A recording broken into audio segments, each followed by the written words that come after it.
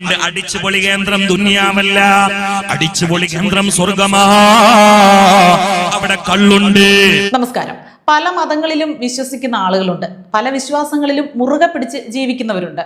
അവരുടെ ഒന്നും വിശ്വാസത്തെ എതിർക്കാൻ നമുക്ക് ആർക്കും അധികാരമില്ല, അതിന് ഞാനൊട്ട് ഉദ്ദേശിക്കുന്നുമില്ല. പക്ഷേ ഈ മതവിശ്വാസങ്ങളുടെ പേരിൽ ആളുകളെ മുതലെടുക്കുകയും അവിവേകം പ്രസംഗിക്കുകയും ദുഷ്പ്രചാരണങ്ങൾ നടത്തുകയും മനുഷ്യനെ മോശമായി ചിന്തിക്കാൻ പ്രേരിപ്പിക്കുകയും ഒക്കെ ചെയ്യുന്നത് നമ്മുടെ കൺമുന്നിൽ കണ്ടാൽ, ഇത്തരം അബദ്ധങ്ങളും തോന്നിയാസങ്ങളും ഒക്കെ വിളിച്ചു പറയുന്നത് നമ്മുടെ ചെവിയിൽ കേട്ടാൽ നമുക്കതിനോട് പ്രതികരിക്കാതിരിക്കാൻ കഴിയില്ല.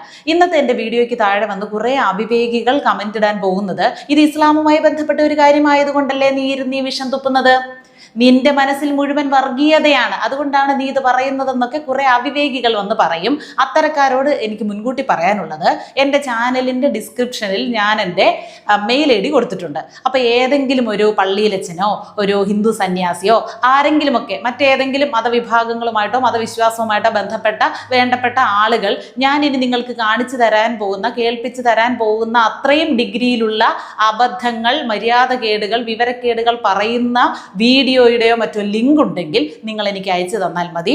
ആര് ഇത്തരം വിവരക്കേടുകൾ പറഞ്ഞാലും അതിനെ വിമർശിച്ചിരിക്കും, അക്കാര്യത്തിൽ യാതൊരു സംശയവും വേണ്ട. ഓക്കെ ആണല്ലോ? അപ്പോൾ കണ്ടമാനം ട്രോൾ വീഡിയോകൾ ഉസ്താദുമാരുടെ പ്രസംഗവുമായി ബന്ധപ്പെട്ട് യൂട്യൂബിൽ കാലാകാലങ്ങളായിട്ട് നമുക്ക് ലഭ്യമാണ്. പക്ഷെ ലേറ്റസ്റ്റ് ആയിട്ട് ഞാൻ കണ്ട കുറച്ച് വീഡിയോകൾ, പ്രസംഗങ്ങൾ, ഇവർ പറയുന്നത്, മുഖവുര കൊടുക്കുന്നത് വളരെ ഗുരുതരമായിട്ട് നമ്മൾ പരിഗണിക്കേണ്ട, വളരെ ഗൗരവമായിട്ട് നമ്മൾ കാണേണ്ട ഒരു കാര്യമാണ് എന്നുള്ള മുഖവരയോടുകൂടിയൊക്കെ ഇവർ സംസാരിക്കുന്നത് മുഴുവൻ സ്ത്രീ വിരുദ്ധതയാണ്. പെണ്ണിനെ വെറും ഒരു ലൈംഗിക ഉപകരണം, നമ്മുടെ ലൈംഗികതയെ തൃപ്തിപ്പെടുത്താൻ, നമ്മുടെ ചോദനകളെ തൃപ്തിപ്പെടുത്താൻ വേണ്ടിയുള്ള വെറും ഒരു ഉപകരണമാണ് എന്ന് സ്ഥാപിക്കുന്ന തരത്തിലുള്ള, അരക്കെട്ട് ഉറപ്പിക്കുന്ന തരത്തിലുള്ള പ്രസംഗങ്ങളാണ് വന്നുകൊണ്ടിരിക്കുന്നത്. അതുകൊണ്ട് തന്നെയാണ് ഇന്നിതൊരു വിഷയമാക്കാൻ ഞാൻ തീരുമാനിച്ചത്. ആൺകുട്ടികൾ ധരിക്കുന്ന പോലെ പാൻസ് ധരിക്കേണ്ടി വരുന്നു നമ്മുടെ പെൺകുട്ടികൾ. സുഹൃത്തുക്കളെ, അനുവദിക്കാൻ പറ്റിയ കാര്യമില്ല, ഒരു കാരണവശാലും അനുവദിച്ചു കൊടുക്കാൻ പറ്റില്ല. പാൻസ് ഒക്കെ ആകുമ്പം സൗകര്യക്കുറവാണ്, പർദ്ദയാവുമ്പോൾ നല്ല സൗകര്യമല്ലേ. ഞാൻ വേറൊന്നും അല്ല ഉദ്ദേശിച്ചത്, അതായത് പർദ്ദയാവുമ്പോഴേ മൊത്തത്തിൽ മറിഞ്ഞു കിടക്കുമല്ലോ, ആരാണ് എന്താണ് എവിടെ എന്താണ് ഉള്ളതെന്നൊന്നും നമുക്ക് പെട്ടെന്ന് അറിയാൻ പറ്റത്തില്ലല്ലോ. പാൻസ് ആവുമ്പോൾ കൂടും. വളരെ ഗൗരവമുള്ള കാര്യം. പാൻസ് അതൊരു പുരുഷ വേഷമായിട്ട് തന്നെയാണ് മനസ്സിലാക്കുന്നത്. വളരെ ഗൗരവമുള്ള ഒരു വിഷയമാണ് കേട്ടോ. ഇന്ന് സമൂഹം ഏറ്റവും പ്രാധാന്യത്തോടു കൂടി ചർച്ച ചെയ്യേണ്ട വിഷയമാണ് പാൻസ് എന്തുകൊണ്ട് സ്ത്രീകൾ ധരിക്കുന്നു, പെൺകുട്ടികൾ ധരിക്കുന്നു. പുരുഷന്മാരുടെ വേഷമാണ്. വാച്ച് കെട്ടേണ്ടത് പുരുഷന്മാരാണ്, എന്തുകൊണ്ട് പെൺകുട്ടികൾ കെട്ടുന്നു? മുടി വെട്ടേണ്ടതും നഖം വെട്ടേണ്ടതും കുളിക്കേണ്ടതും ആഹാരം കഴിക്കേണ്ടതും എല്ലാം പുരുഷന്മാരാണ്, എന്തുകൊണ്ട് പെൺകുട്ടികൾ ഇതൊക്കെ ചെയ്യുന്നു? ഇതൊക്കെ നിർത്തലാക്കണം.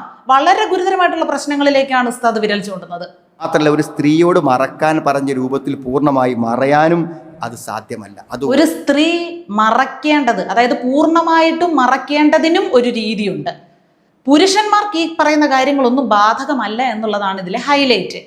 ഇടുന്ന അടിവസ്ത്രത്തിന്റെ ബ്രാൻഡ് ഏതാണെന്ന് നാട്ടുകാരെ കാണിക്കാൻ വെമ്പൽ കൊള്ളുന്ന പുതിയ തലമുറയിൽപ്പെട്ട ആൺകുട്ടികൾക്കൊന്നും ഇത് ബാധകമല്ല. പെൺകുട്ടികളാണ് ശ്രദ്ധിക്കേണ്ടത്. കാരണം നമുക്ക് ആവശ്യമുള്ളതെല്ലാം ഇരിക്കുന്നത് പെൺകുട്ടികളുടെ കയ്യിലാണല്ലോ, സ്ത്രീകളുടെ കയ്യിലാണല്ലോ. അപ്പോൾ അതിനെക്കുറിച്ചാണ് നമുക്ക് കൂടുതലും ചർച്ച ചെയ്യാനുള്ളത്. കാരണം നമ്മുടെ ജീവിതത്തിലെ, നമ്മുടെ മരണശേഷവും നമുക്ക് ആകെപ്പാടെ പ്രതീക്ഷയുള്ളത് ഈ സ്ത്രീകളുടെ കയ്യിലിരിക്കുന്ന വിലപ്പെട്ട സാധനങ്ങൾ മാത്രമാണ്. അതിനുവേണ്ടിയാണ് നമ്മൾ ജീവിക്കുന്നത്. നമ്മൾ കഴിക്കുന്ന ബിരിയാണിയും മന്തിയും പൊറോട്ടയും എല്ലാം നമുക്ക് ദഹിപ്പിക്കേണ്ടത് അവരിലല്ലേ, അവിടെയല്ലേ നമ്മുടെ അധ്വാനം മുഴുവൻ കിടക്കുന്നത്, അതല്ലേ നമ്മുടെ വിളനിലം. അപ്പൊ അതിനെക്കുറിച്ച് മാത്രമേ സംസാരിക്കാനുള്ളൂ എന്നതാണ് കാര്യം. കാലാകാലങ്ങളായിട്ട് എനിക്ക് തോന്നിയിട്ടുള്ള ഒരു സംശയമാണ്. എനിക്ക് വിശ്വാസവുമായി ബന്ധപ്പെട്ട യാതൊരു കാര്യങ്ങളിലും ഞാൻ ഇടപെടുന്നില്ല, എനിക്ക് അതിനെക്കുറിച്ച് ധാരണയുമില്ല, അറിയാൻ ആഗ്രഹവുമില്ല. ഇപ്പൊ സ്ത്രീകൾ ഇന്ന വേഷം ധരിക്കണം, സ്ത്രീകൾ ഇന്ന കാര്യങ്ങൾ ചെയ്തുകൂടാ എന്നൊക്കെ പറയുന്നുണ്ടല്ലോ. അപ്പൊ ഈ പുരുഷന്മാരിപ്പം ഇൻ കേസ് ഒരു സ്ത്രീക്ക് തോന്നുകയാണ്, ഇത്രയും നീളമുള്ള താടി അതെനിക്കൊരു ബുദ്ധിമുട്ടാണ്, അത് എനിക്കിങ്ങോട്ട് പിടിക്കുന്നില്ല, അത് കാണുമ്പോൾ എനിക്കെന്തോ ഒരു ബുദ്ധിമുട്ടാണ്, എനിക്കെന്തോ ഓക്കാനം വരുന്നു, അതുകൊണ്ട് പഠിച്ചുകൊണ്ട് നടക്കുമോ? ഒരു ഉദാഹരണം, അത്ര പോലും ചെയ്യുമോ? അത് പറയാനുള്ള ഒരു സാഹചര്യമെങ്കിലും കൊടുക്കുമോ? അത്ര ഒരു അഭിപ്രായ സ്വാതന്ത്ര്യമെങ്കിലും അവർക്ക് വേണ്ടി മാറ്റിവെച്ചിട്ടുണ്ടോ? ഇല്ലല്ലോ. അപ്പോൾ ഞാൻ ഈ വിഷയം ഇന്ന് എടുത്തത് തന്നെ എല്ലാ വിഷയത്തിലും, എല്ലാ പ്രസംഗത്തിലും ഒരു ഭാഗമെങ്കിലും സ്ത്രീകളെ മാത്രം കേന്ദ്രീകരിച്ചുള്ളതായിരിക്കും. അല്ലെങ്കിൽ പ്രസംഗത്തിൻ്റെ 90% ഭാഗവും സ്ത്രീ, രതി, സ്വർഗത്തിൽ ചെന്ന് കഴിഞ്ഞാൽ സ്ത്രീകളോടൊത്ത് രമിക്കുന്നത്, സ്ത്രീ വളരെ വൃത്തിയുള്ളവളായിരിക്കണം, സ്ത്രീ ഭർത്താവ് എപ്പോൾ ആവശ്യപ്പെട്ടാലും അവന് കിടന്നു കൊടുക്കുന്നവളായിരിക്കണം, സ്ത്രീ മക്കളെ പ്രസവിച്ചു കൂട്ടുന്നവളായിരിക്കണം. ഇങ്ങനെ സ്ത്രീകളെ മാത്രം ലക്ഷ്യം വെച്ചുകൊണ്ടുള്ള പ്രസംഗങ്ങളാണ് ഇപ്പോഴും നടത്തുന്നത്. ഇത് വർഷങ്ങൾക്ക് മുമ്പുള്ള കാര്യമല്ല, ഈയിടെ ഇട്ട സംഭവമാണിത്. ഒരു സ്ത്രീന്റെ വസ്ത്രം ധരിക്കുന്ന പുരുഷനെയും പുരുഷ വസ്ത്രം ധരിക്കുന്ന സ്ത്രീയെയും ഒരു സ്ത്രീയെ പോലെ പുരുഷനും ജീവിച്ചുകൂടാ, ഒരു പുരുഷനെ പോലെ സ്ത്രീയും ജീവിച്ചുകൂടാ. സ്ത്രീ ചെയ്യുന്ന കാര്യം പുരുഷന് ചെയ്തുകൂടാ, പുരുഷൻ ചെയ്യുന്ന കാര്യം സ്ത്രീയും ചെയ്തുകൂടാ. അപ്പൊ പുരുഷന് മാത്രം ചെയ്യാനുള്ള കാര്യങ്ങൾ, സ്ത്രീക്ക് മാത്രം ചെയ്യാനുള്ള കാര്യങ്ങൾ എന്ന് ഇവിടെ എഴുതി വെച്ചിട്ടുണ്ട്. എവിടെയാണെന്ന് കൃത്യമായിട്ട് പറയുന്നില്ല, എവിടെയോ എഴുതി വെച്ചിട്ടുണ്ട്. അതനുസരിച്ചാണ് ജീവിച്ചു പോകുന്നത്. കണ്ണിൽ കരിമഷി എഴുതുന്നത് സ്ത്രീകൾ മാത്രമാണ് എന്ന് നമ്മൾ തെറ്റിദ്ധരിക്കും. പക്ഷെ അത് പുരുഷന്മാർക്കും എഴുതാം. കണ്ണിൽ സുറുമ എഴുതിയാൽ അത് കണ്ണിനൊരു കുളിർമ കൊടുക്കും. അത് പുരുഷന്മാർക്ക് ചെയ്യാം. ഇനി ഒരു പോലീസ് ഓഫീസർ ആയാലും മിലിറ്ററി പോയാലും ബഹിരാകാശ യാത്ര നടത്താൻ പോയാൽ പോലും നമ്മൾ എന്ത് ധരിച്ചായിരിക്കണം? നമ്മൾ പൂർണ്ണമായിട്ടും മറയ്ക്കുന്ന രീതിയിൽ ഏറ്റവും എളുപ്പത്തിൽ നമുക്ക് കൈകാര്യം ചെയ്യാൻ പറ്റുന്നതുമായിട്ടുള്ള തരത്തിലുള്ള വസ്ത്രം ധരിക്കണമെന്നാണ് പറഞ്ഞു വെക്കുന്നത്. 2025 ഇങ്ങനെയൊന്ന് പ്രസംഗിക്കാൻ പറ്റുന്നുണ്ടല്ലോ. ഇത് കേൾക്കാൻ മുന്നിൽ ആളില്ല എന്ന് വിശ്വസിക്കാനാണ് എനിക്കിഷ്ടം. ധാരാളം പ്രസവിക്കുന്ന സ്ത്രീകളെ കല്യാണം കഴിക്കൂ. കാരണം നിങ്ങൾക്ക് ധാരാളം മക്കൾ ഉണ്ടാവട്ടെ. ഇനി പെണ്ണ് കാണാൻ പോകുമ്പോൾ ഒറ്റ കാര്യം ചോദിച്ചാൽ മതി, നീ ഒരു 10-25 മക്കളെ പ്രസവിക്കുമോ? എങ്കിൽ എൻ്റെ കൂടെ കാലാകാലങ്ങൾ എന്നെ സഹിച്ച് ജീവിക്കാൻ നീ യോഗ്യയാണ്. പ്രസവിക്കാനുള്ള കപ്പാസിറ്റി ആണല്ലോ ഒരു സ്ത്രീയുടെ യോഗ്യത. 1, 2, 3, 4 പ്രസവിക്കുന്നവളൊന്നും ഒരു പെണ്ണല്ല. ഒരു പെണ്ണെന്ന് പറഞ്ഞാൽ മിനിമം 20 പിറണം. സ്ത്രീക്ക് സ്വന്തമായിട്ട് തലച്ചോറില്ല, ആഗ്രഹമില്ല, സങ്കല്പങ്ങളില്ല, പ്രതീക്ഷയില്ല, വിദ്യാഭ്യാസം നേടണമെന്ന ആഗ്രഹമില്ല. അവളുടെ ജീവിതം അവൾ പ്രസവിച്ചു കൂട്ടാൻ വേണ്ടി മാത്രം ഒരുത്തൻ്റെ ബെഡ്റൂമിൽ ചെലവഴിക്കണം എന്നാണ് പച്ചയ്ക്ക് നിന്ന് പ്രസംഗിക്കുന്നത്. ഇനി ഈ പ്രസവിച്ചു കൂട്ടുന്ന മക്കൾക്കൊക്കെ എങ്ങനെ ചെലവിന് കൊടുക്കും എന്നതാണ് നിങ്ങളുടെ ദുഃഖമെങ്കിൽ അതിനും മാർഗമുണ്ട്. മക്കളുടെ ഉപജീവനത്തെ കുറിച്ച് സൃഷ്ടികൾ വേവലാതിപ്പെടേണ്ട. അത് സൃഷ്ടാവിന്റെ ഉത്തരവാദിത്തമാണ്.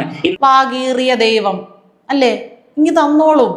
നമ്മൾ പ്രസവിച്ച് അങ്ങോട്ട് ഇടുക, പിന്നെ കറക്റ്റ് സമയാസമയത്ത് ആകാശത്ത് നിന്ന് ഇറങ്ങി വന്ന് വേണ്ടപ്പെട്ടവർ അതുങ്ങൾക്ക് ആഹാരം കൊടുത്തിട്ട് പൊക്കോളും. വേണ്ട ഉടുതുണി വാങ്ങിച്ചു കൊടുക്കുകയോ വിദ്യാഭ്യാസം ചെയ്യിക്കുകയൊക്കെ ചെയ്തോളും. പ്രസവിച്ചു കൂട്ടുക എന്നുള്ളതാണ് പെണ്ണുങ്ങളുടെ ജോലി, ഉണ്ടാക്കി കൂട്ടുക എന്നുള്ളതാണ് ആണുങ്ങളുടെ ജോലി. ഇതൊക്കെയാണ് പറയുന്നത്. എത്ര വലിയ അബദ്ധമാണ് ഈ പറയുന്നത്, എത്ര തെറ്റായിട്ടുള്ള സന്ദേശമാണ് ഈ കൊടുക്കുന്നത്. എത്ര പേരെയാണ് തെറ്റിദ്ധരിപ്പിക്കുന്നത് ഇങ്ങനെ പ്രസംഗിച്ച്. അതായത് കുട്ടികളെ ജനിപ്പിച്ചിട്ട് അവരെ സംരക്ഷിക്കേണ്ട, അവർക്ക് ആഹാരം കൊടുക്കേണ്ട ബാധ്യത അല്ലെങ്കിൽ ഉത്തരവാദിത്വം നിങ്ങൾ ഏറ്റെടുക്കേണ്ട എന്നാണ് ഇൻഡയറക്റ്റ് ആയിട്ട് പറയുന്നത്. അത് ചെയ്യേണ്ട ആൾ ചെയ്തോളും അത്രേ.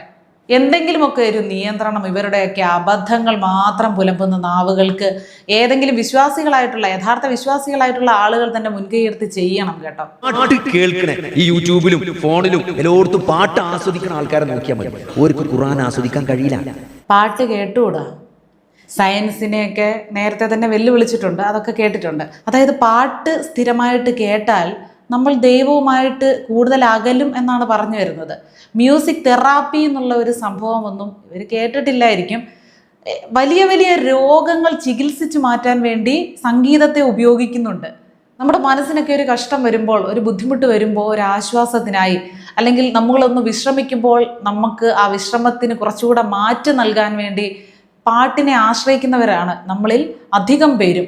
ഇവരുടെയൊക്കെ ഈ വീഡിയോകൾക്ക് താഴെ മുസ്ലിം സുഹൃത്തുക്കൾ തന്നെയാണ് വന്ന് കമന്റ് ഇടുന്നത്, മറ്റാരുമല്ല. എന്തൊരബദ്ധമാണ് ഈ പറയുന്നതെന്ന്.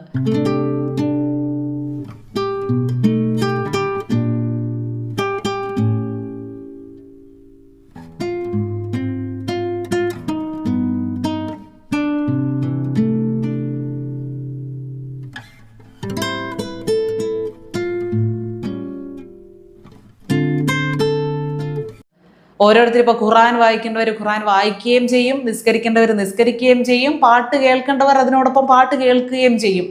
ഒരു കാലത്ത് ടെലിവിഷൻ കണ്ടുകൂടാ, ക്യാമറ ഉപയോഗിച്ചുകൂടാ, ഇതൊന്നും പറ്റില്ല എന്ന് പറഞ്ഞ ആളുകൾ ഇതൊക്കെ പ്രസംഗിക്കാൻ വേണ്ടി യൂട്യൂബ് പോലെയുള്ള സമൂഹ മാധ്യമങ്ങൾ ഉപയോഗിക്കുന്നില്ലേ?